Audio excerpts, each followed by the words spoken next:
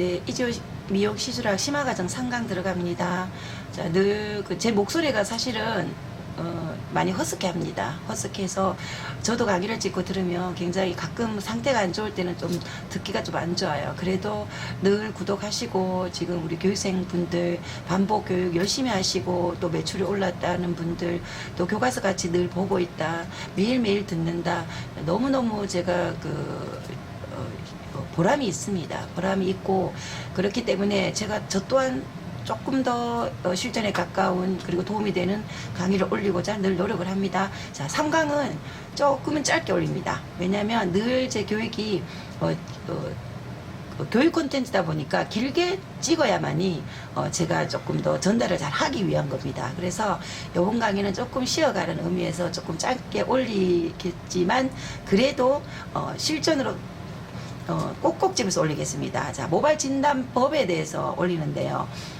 1강, 2강, 심화과정 1강, 2강을 밑에 링크에 걸 거니까 처음 지금 3강 들으시는 분들은 1강, 2강 들으시기 바라고요. 그리고 쭉 또 앞으로 가보면 기초 1강 또 있습니다. 기초를 들으시고 들으시면 더 좋습니다. 자, 심화과정은요. 조금 더 실전에 가까운 걸 올리고 있습니다. 아시다시피 자 1강은 뭐 펌제 성분 보는 법부터 시작해서 그죠. 그리고 모발과학 이론을 제가 쉽게 풀었습니다. 자 그러면 우리가 공부를 했으니까 돈을 벌어야 되지요, 그죠. 그래서 모발 진단을 이제 들어갑니다. 고객님이 오셨을 때 모발 진단을 제대로 되지 않으면 특히 열펌은 모든 것이 무너집니다. 물론 우리 지금 비너스 쓰시는 분들은 도포법이나 연합법만 알면 지금 그럴 일이 없습니다. 그렇지만 이 교육은 많은 미용인들이 듣기 때문에 모발 진단법에 대해서 그것을 중심으로 기준으로 제가 말씀을 드립니다. 모발 진단법은요. 모든 미용에 있어서 미용 시술에 있어서 가장 기초적인 공정입니다. 10번만 모발 진단을 정확하게 해야 된다는 거 아닙니다.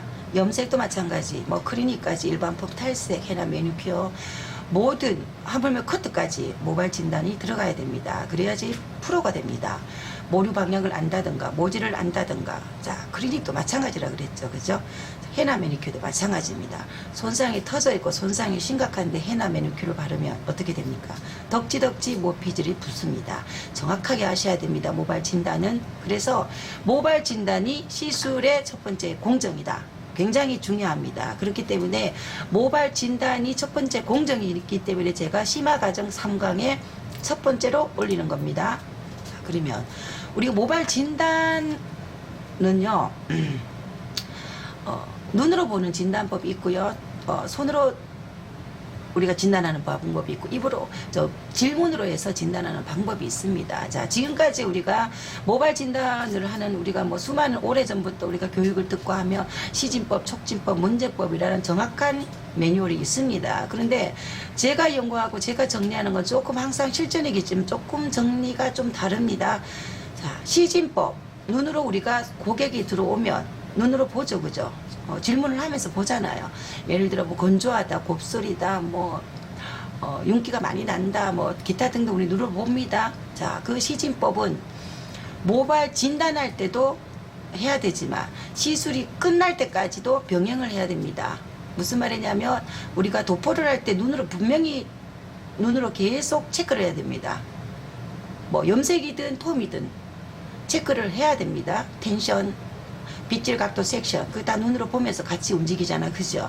제가 빗질 각도 섹션은 미용의 기초라고 제가 말씀을 드리다시피 눈으로 그걸 보면서 계속 컨트롤 해가는 것이 시진법입니다. 그래서 연화 중간에 샴푸하고 나서 뭐 여러 가지 클리닉을 할 때도 마찬가지이기 때문에 시진법은 모발 진단 시술 전에도 들어가지만 시술 끝날 때까지 우리가 계속 체크해야 되는 진단법이다. 두 번째, 손으로 하는 촉진법이 있습니다. 자, 손으로 하는 촉진법은 기존에 매뉴얼화되어 있는 촉진법은 뭐 여러 가지 많습니다. 물을 뿌려서 뭐 땡겨보라고 하는 방법, 뭐 모발을 한겨가지고 손으로 반대로 훑어보라는 뭐 저도 예전에 이 교육을 다 했습니다. 오래전에. 그런데 현장에서 있어 보면요, 우리 손님 머리를 물로 뿌려서 진단을 한다든가 모발을 한 개 잡고 반대로 밀어서 소리 나는 거 느껴서 그거 못합니다. 해보시면 알잖아, 그죠? 의미가 없습니다. 못하는 게 아니고 그 진단법이 그렇게 현장에 뭐 필요하지 않다는 겁니다. 자, 그러면 여기서 촉진법은 왜 필요하냐? 굉장히 중요합니다. 시술 시 도포할 때 모발을 느끼고요. 우리가 연화 볼 때 느끼고요. 중간에 연화 끝나고 샴푸 할 때 건강한 연화가 됐는지 손으로 느낍니다. 그래서 보면 열펌을 전문적으로 하시는 분은 맨손으로 하지 않나, 그죠? 나는 무슨 알러지가 있고 중화독이 있어서 맨손으로 못한다 하는 경우에는 촉진법은 포기하시고 시진법, 문진법에 조금 더 예민하게 체크를 들어가시면 됩니다. 뭐 어떻게 그 알러지까지 우리가 감수하면서까지 손으로 할 수는 없지 않나, 그죠? 그래서 시진법, 촉진법은 시술 전이나 시술 끝날 때까지 우리 미용사가 쭉 같이 해야 되는 진단법이다. 이렇게 정리하시면 되고요. 세 번째 문진법은 말 그대로 묻는 거지 않나, 그죠? 우리 손님들한테 굉장히 중요합니다. 이 문진법은 손님한테 상담을 하면서 질문을 할 때, 체크할 때 우리는 상담법에까지 들어갑니다. 그렇기 때문에 문진법은 질문을 하는 진단법이다. 그런데 시술 전에 끝내야 됩니다. 시술 전에 문진을 해야지, 그죠? 시술 전에 모발 진단을 위한 문진을 하는 거지, 시술 중간이나 끝나고 나서 의미가 없지 않나, 그죠? 그래서 문진법은 시술 전에 끝내라.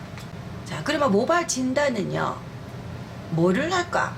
과연 뭐 당연히 우리 모발을 가지고 하는 거잖아, 그죠? 자, 그러면 조금 나눠드릴게요. 첫 번째, 버지니어 성질.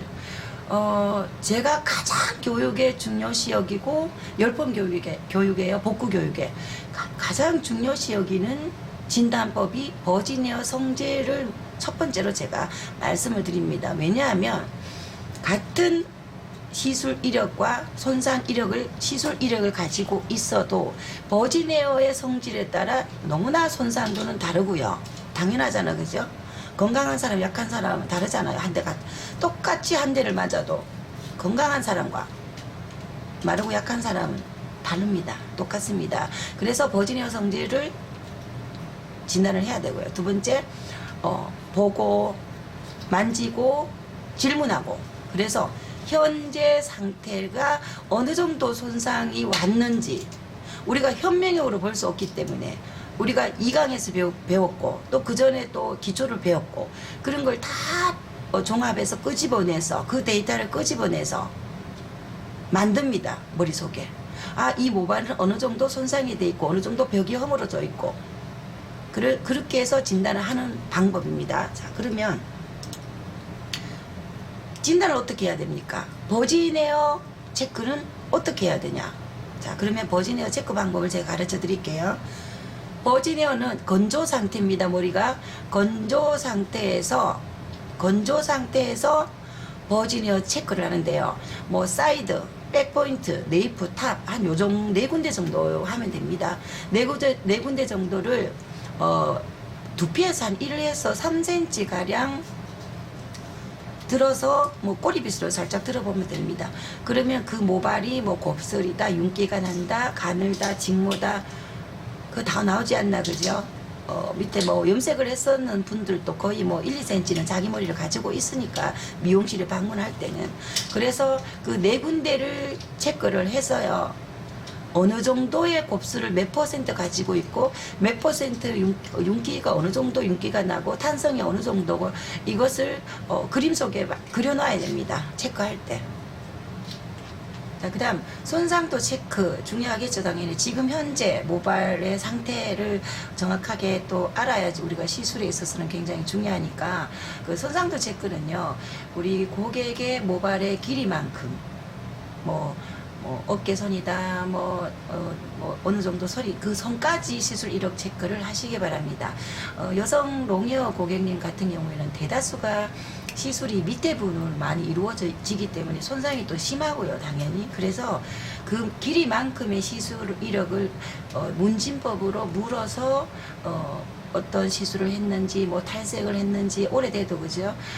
염색을 어느 정도 주기적으로 하는지, 그래서 시술 길이, 모발 길이만큼 물으시고요. 그리고 6개월 정도 체크를 하라는 그 말은 이런 경우입니다. 예를 들어 hen나를 했다. 그럼 6개월 정도 됐으면 어느 정도 다 빠졌지 않나, 그죠?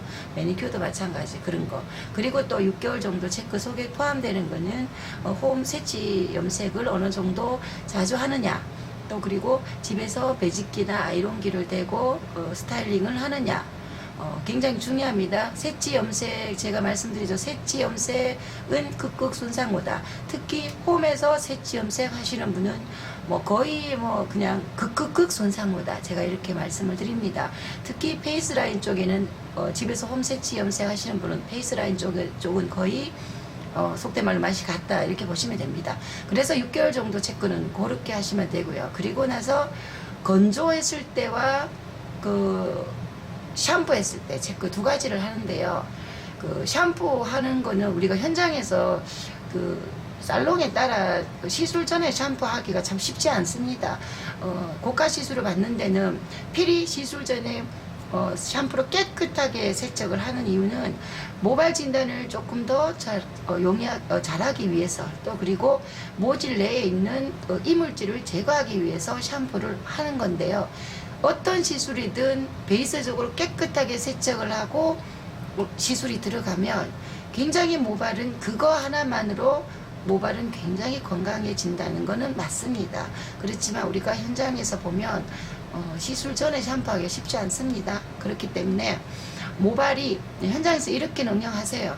조금 진단하기가 조금 난해하고 어렵다, 쏟기 쉬울 것 같아, 조금 두렵다, 이런 분들은 그냥 열펌할 때, 특히 열펌할 때는요, 그냥 샴푸를 하세요. 샴푸를 깨끗하게 하셔가지고 진단을 해보시면 눈으로 보는 거하고 다르게 모발은 무너져 있다는 걸 알 수 있을 겁니다.